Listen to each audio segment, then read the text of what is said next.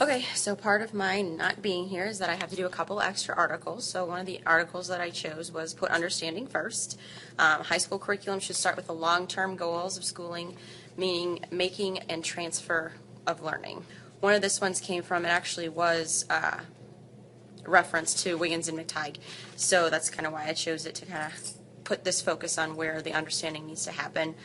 They asked a couple of kids in some high school, what they would write their school as, and this young man said that he would rate his school as a B for boring.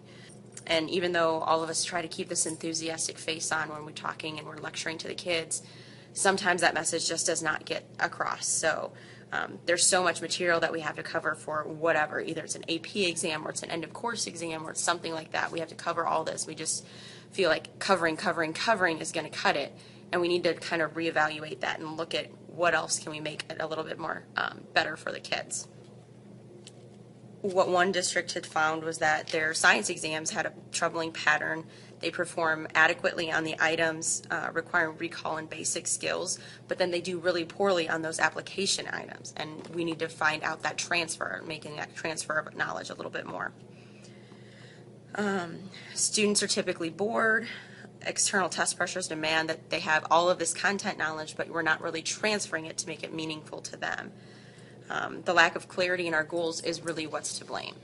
So it shouldn't be about covering content. It should be about how can you make that content come and be thoughtful about it or productive with it, and then enable them to see what they use and put that into problems that they might face in the future. So the article talks about learning for understanding requires that curriculum and instructor address 3 different but related academic goals. Acquire important information and skills, so that's our knowledge, making meaning of that content, so it's our understanding, but then actually doing that transfer to new situations both in school and beyond school. There are 3 steps that they talk about for teaching meaning and transfer. One of them is direct instruction, facilitation, and then coaching. So direct instruction obviously is the lecture, getting the knowledge parts across, and then in facilitation, the teacher is just merely helping those students internalize those ideas and those processes and make them know what they want for them. And then in the coaching, that's when we're going to transfer to those complex situations. And so that can either be like conferencing with the students or more student self-reflection and self-assessment, but then also giving them some sort of authentic assessment for them to test their skills on.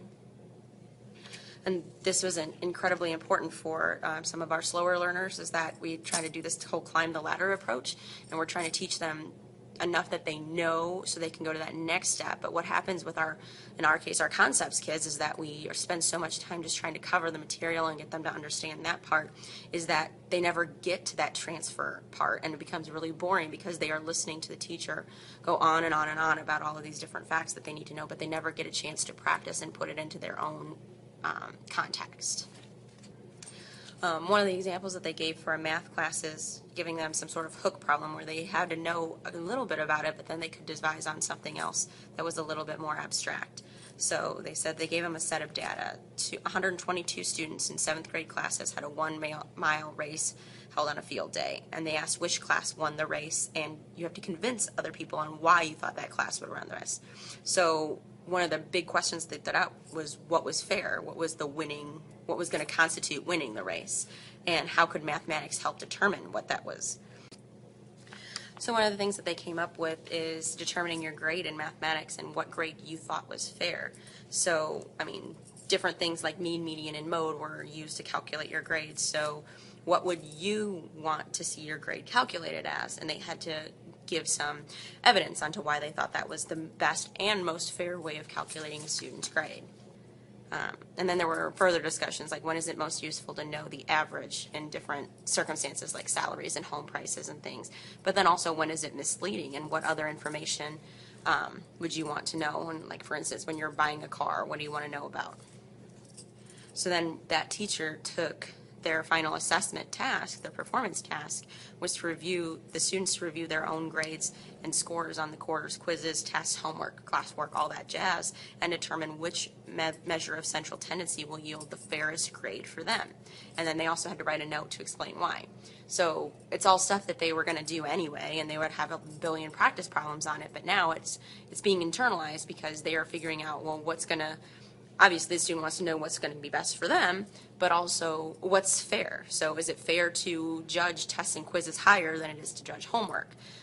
Or would you rather have a higher homework scale as opposed to a test and quizzes scale? So it's just internalizing it, making it a little bit more meaningful for the kids.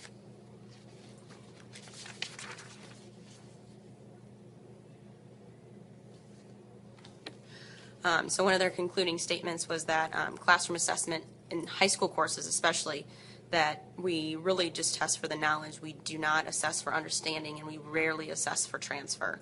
So we need to look back at our tests and see what is it exactly that we're trying to do, what's the meat of the stuff that we need to. And then we need to have priorities set aside so that we can get those assessments to be a little bit more on that higher level. So that was my extra article. Okay, so obviously I'm not there to discuss, but I did give Emily and Justin a copy of my article so that they can help kind of look back at some of the stuff, and I have the stuff that I highlighted, so that should help a little bit, and let me know what you think, and I'm sure I will bring you another one of these videos soon.